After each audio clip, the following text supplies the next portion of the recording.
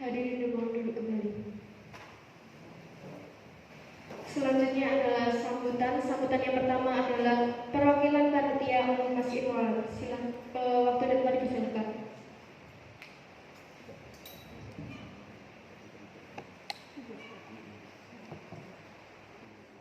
Kepada seluruh pemuda di Kecamatan Suruh, yang kami hormati perwakilan dari Polsek Kecamatan Suruh, yang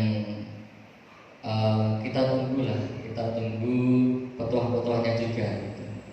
Dan tak lupa segenap para pemateri nanti yang akan mengisi acara dialog ini, dialog pemuda milenial di Kecamatan Suruh ini, dari pimpinan Kecamatan Suruh, dari PPK Kecamatan Suruh yang akan segera hadir.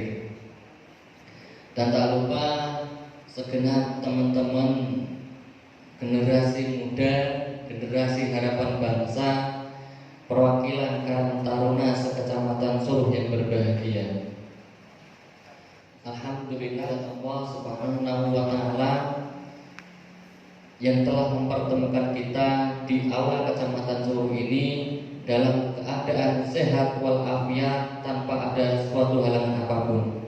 Dan mudah-mudahan pada kesempatan kali ini kita semuanya sehat ya, sehat, dan mudah-mudahan di Kecamatan Suruh semuanya aman, sehat, tentram. Begitu ya, harapannya begitu. Dan tak lupa selawat serta salam senantiasa kita haturkan kepada keharibaan Nabi Muhammad SAW, yang tentunya yang kita cari dan kita nanti syafaatnya yang mulia nanti. Alhamdulillah, tepuk tangan untuk Kecamatan Suruh. Halangan nanti mungkin nanti akan diikuti oleh teman-teman pemuda di Kabupaten Semarang. Jadi tidak hanya di Kecamatan Suruh. Jadi kita awali politik bersih itu bagaimana politik bersih itu kita awali dari kaum pemudanya. Jadi kaum pemuda itu jangan sampai abai, jangan sampai kita tidak dibiarkan saja politik yang ada di Kabupaten Semarang ini. Jadi bagaimana kita, peran penting kita pemuda sebagai generasi harapan bangsa itu mempunyai peran penting dalam hal konteks pemilu kada yang ada di Kabupaten Semarang. Dan harapan kami teman-teman bisa mengikuti acara ini dengan baik sampai selesai, dan mudah-mudahan nanti bisa menyebarkan virus-virus kebaikan ini. Jadi virus yang disebarkan itu virus-virus kebaikan. Umurnya baru 17, bikinnya kompot untuk kelas. Maaf, terima kasih. Di sini boleh dikatakan sebagai anak-anak saya di sini. Ya. Kalau anak saya yang pertama itu lahir tahun 93, yang kedua lahir tahun 99. Dulu juga saya di Karang Taruna juga aktif di Kelurahan Ngampen itu Ambarawa. Kita gali potensi-potensi dulu itu dia jaman urip suatu organisasi Karang Taruna. salah satu kegiatan dulu pada waktu itu kalau membayar listrik, ya kita cari bayar listrik kan belum bisa online. Dialog pemuda milenial dan deklarasi politik bersih saya akan dibuka. Semoga Allah melindungi kita semua. Assalamualaikum warahmatullahi wabarakatuh.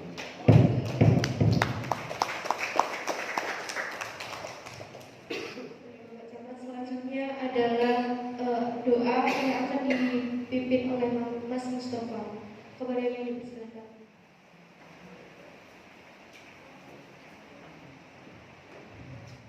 Kami memohon dan kami minta pertolongan.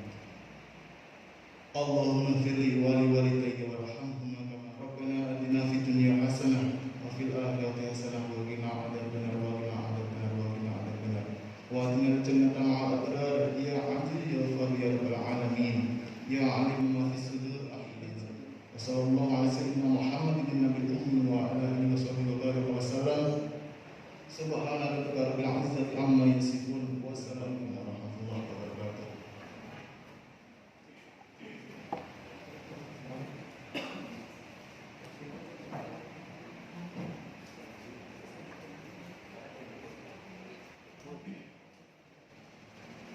Assalamualaikum warahmatullahi wabarakatuh.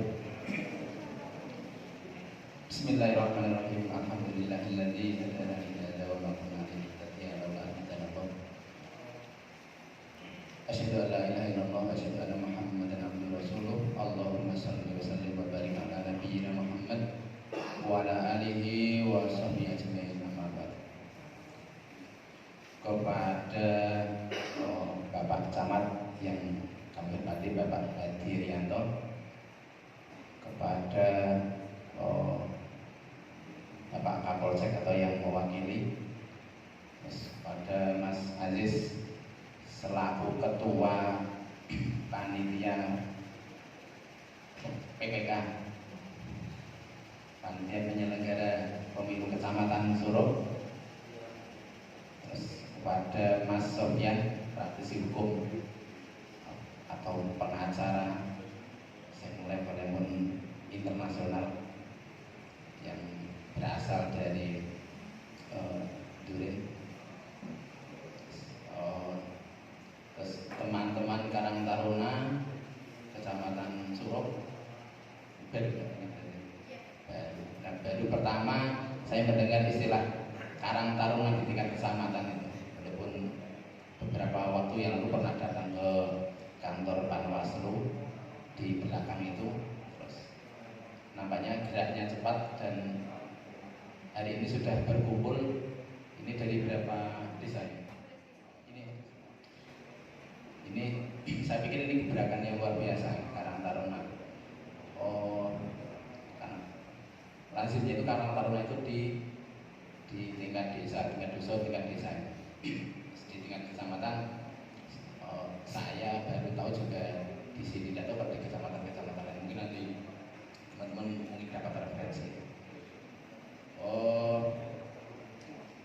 Saya mewakili Ketua Panwaslu Kecamatan Suruh, Mas Tri Mas Widil Haq yang sedang beracara di Kebumen.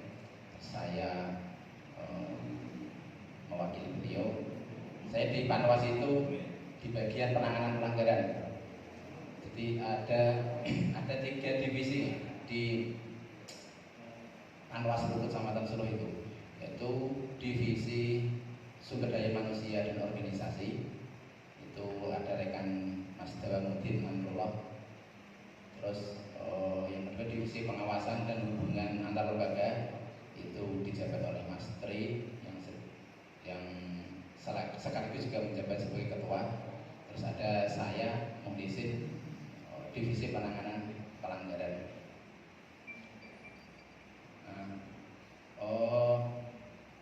Hari-hari ini atau waktu-waktu ini kita semakin dekat dengan event pemilihan kepala daerah di Kabupaten Semarang.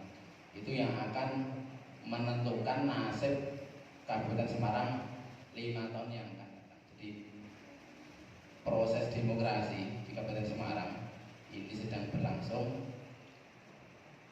Penyelenggaranya itu KPU, terus Bawaslu, terus ada DKPP. Cuma kalau KPU sama Bawaslu itu tingkatannya sampai di TPS dari Bawaslu RI. Kalau KPU RI, terus KPU provinsi, KPU kabupaten, di tingkat kecamatan ada PPK, di tingkat desa ada PPS, di tingkat TPS ada KPPS. Bawaslu juga begitu, ada Bawaslu RI, Bawaslu provinsi, Bawaslu kabupaten, Bawaslu Panwaslu kecamatan, terus nanti ada Panwaslu kelurahan atau desa atau PKD, terus ada pengawas TPS.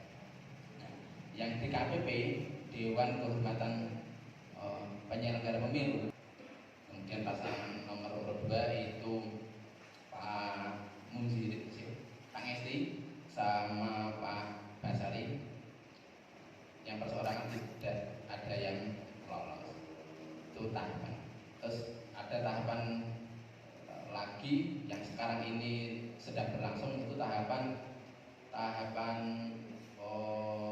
kampanye. Nah, semua tahapan-tahapan itu sebagian besar digawangi oleh KPU di Kecamatan Musrol itu oleh Mas Aziz, oleh PPK. Keberadaan Panwas itu adalah dalam rangka mengawasi semua tahapan, mulai dari pengawasan yang nanti teman-teman paling kenali itu pengawasan daftar pemilih. Jadi daftar pemilih perlu diawasi nopo pas memang diawasi. Karena kalau tidak diawasi itu berpotensi orang yang punya hak pilih. Yang punya hak pilih itu berarti kalau di peraturan perundang-undangan itu umur 17 tahun atau sudah pernah menikah. Teori yang disebut dengan trias politika. Trias politika itu sederhananya adalah pembagian kekuasaan. Pembagian kekuasaan yang dulu teori ini dicetuskan oleh Montesquieu, seorang filsuf berkebangsaan Prancis pada abad 16-an dulu. Nah, kemudian gagasan-gagasan ini kemudian menjadi semacam keyakinan bagi semua bangsa-bangsa di seluruh dunia untuk kemudian dijadikan salah satu dasar bernegara. Nah, trias politika adalah membagi kekuasaan. Ada kekuasaan yang namanya eksekutif. Eksekutif itu pelaksana undang-undang sederhananya. Jadi di sana ada Pak Camat, di sana ada perwakilan dari Pak Polisi, juga Bapak-bapak di samping saya ini dalam struktur ketatanegaraan bagian dari instrumen pula eksekutif atau pemerintahan. Pak Polisi itu juga sebagai alat-alat kelengkapan negara dalam bidang pemerintahan, maka disebut dengan eksekutif juga. Pak Camat yang menjalankan pemerintahan di tingkat kecamatan disebut dengan eksekutif. Nah, kemudian ada juga yang disebut dengan legislatif atau legislator, yaitu dewan yang sering kita sebut dengan anggota dewan. Nah, yang di sana kemudian secara sederhana adalah para pembuat undang-undang yang mewakili representasi dari rakyat untuk membuat regulasi atau aturan disebut dengan legislatif. Bangsa itu dituangkan. Nah, dalam Undang-Undang Dasar kita bisa membaca secara utuh beberapa bunyi dari undang-undang itu mengisyaratkan tentang bagaimana tujuan bernegara itu, bagaimana kemudian menjaga keberlangsungan negara itu. Itu dituangkan dalam Undang-Undang Dasar. Nah, membaca dan mencermati bunyi pasal per pasal maupun preambul dalam Undang-Undang Dasar itu, maka Indonesia dapat disebut sebagai negara konstitusional atau constitutional state, sehingga kita memenuhi syarat untuk itu. Nah, dalam undang-undang itu juga kemudian diamanatkan secara langsung bahwa karena kita trias politika, karena kita negara demokrasi, kemudian negara konstitusi, maka kemudian kita juga disebut dengan negara hukum atau negara Rechtsstaat. Sehingga kita ini bukan negara kekuasaan, bukan Makstat.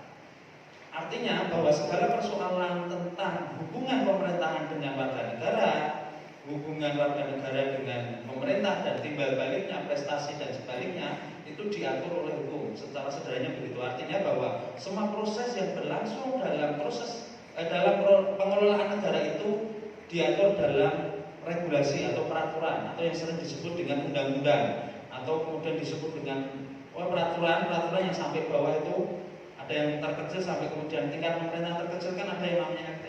RT itu juga eksekutif, pemerintah terendah juga memiliki otoritas wewenang untuk membuat peraturan selama peraturan-peraturan di bawah itu tidak bertentangan dengan peraturan di atasnya.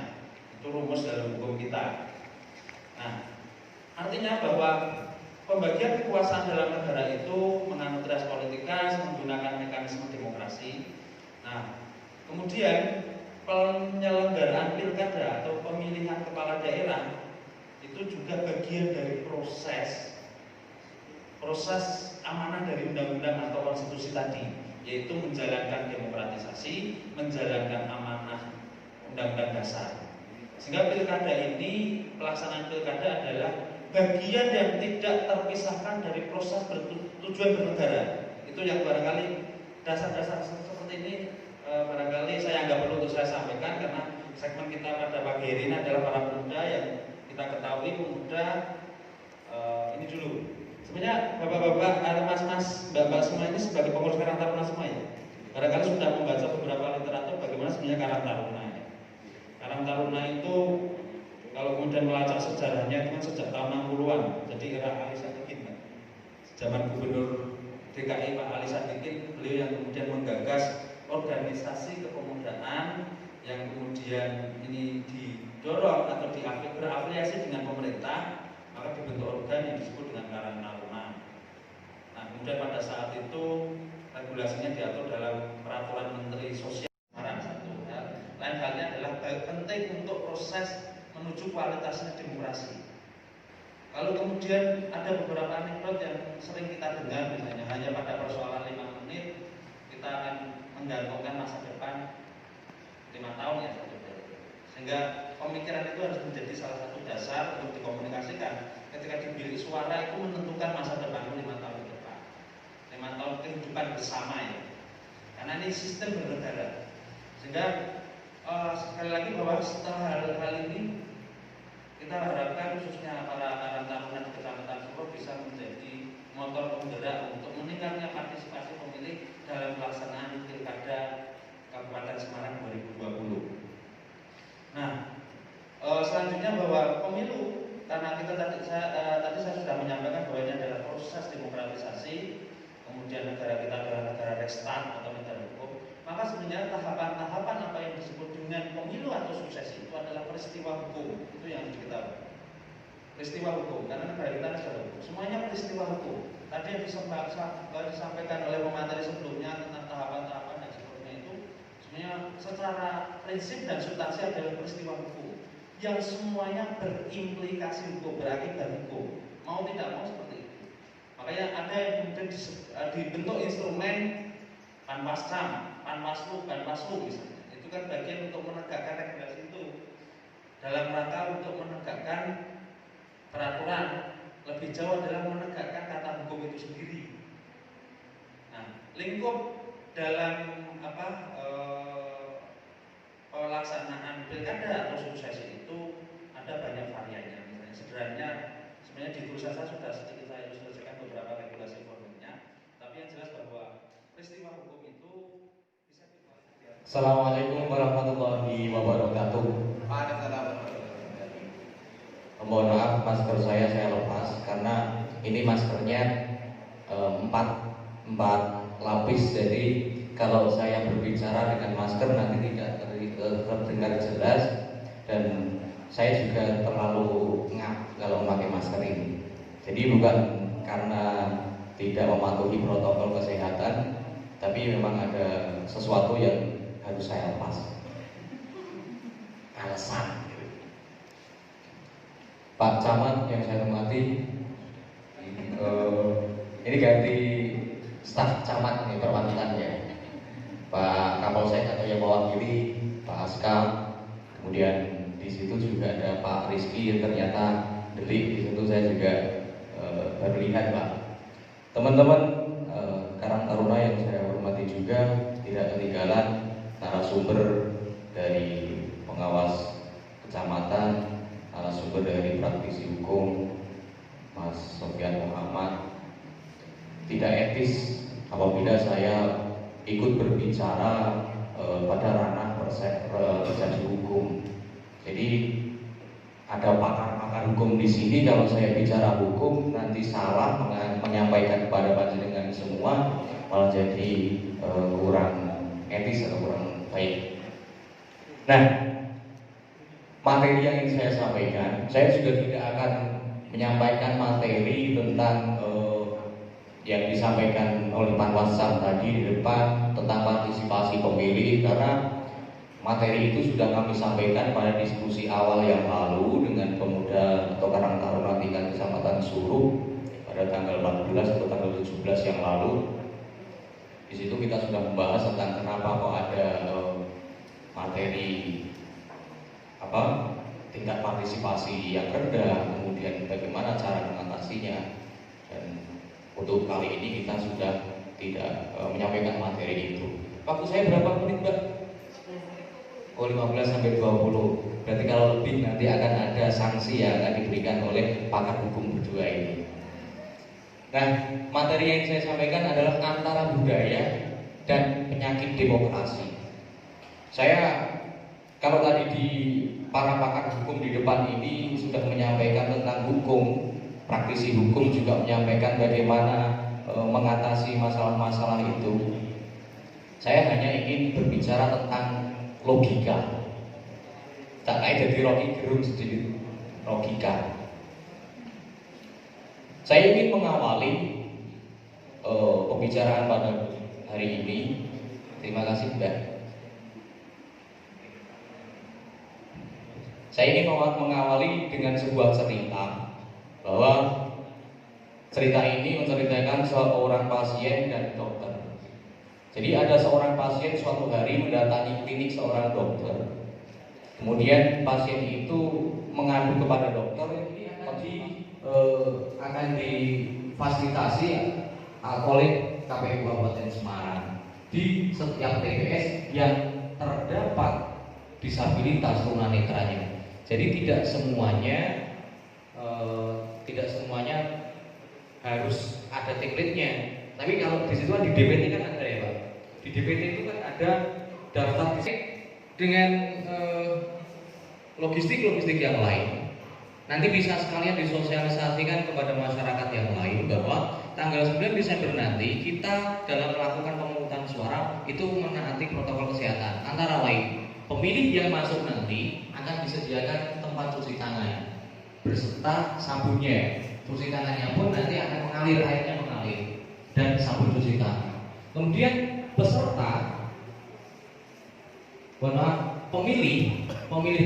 pemilihnya nanti juga akan dicek suhu tubuhnya. Jika suhu tubuhnya 37,3 derajat ke atas, maka nanti akan disediakan bilik khusus yang akan digunakan untuk memfasilitasi pemilih tersebut.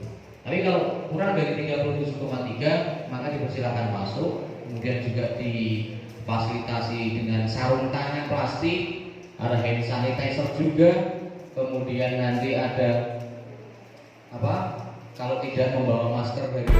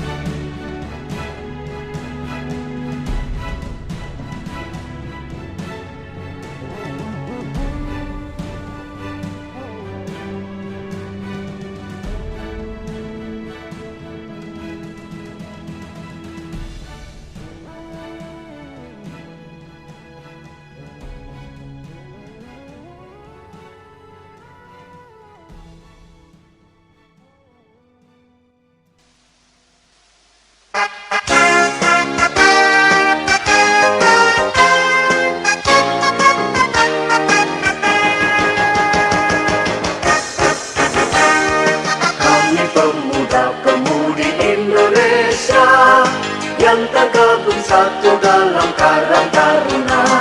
Kami penerus cita-cita bangsa demi kejayaan Republik Indonesia. Karang Taruna milik kita semua, pengemban amanat bangsa tercinta, menuju cita-cita Pancasila, negara adil makmur sentosa. Semoga Tuhan selalu bersama kita dalam menunaikan tugas mulia. Bersatu padulah kita semua di bawah panji Karang Taruna.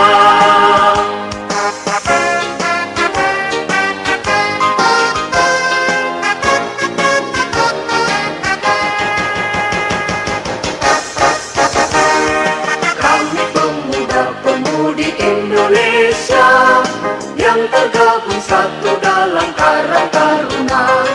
Kami penerus cita-cita bangsa demi kejayaan Republik Indonesia. Karang Taruna milik kita semua, pengemban amanat bangsa tercinta, menuju cita-cita Pancasila, negara adil makmur sentosa. Semoga Tuhan selalu bersama kita dalam menunaikan tugas mulia. Bersatu padulah kita semua di bawah panji Karang Taruna.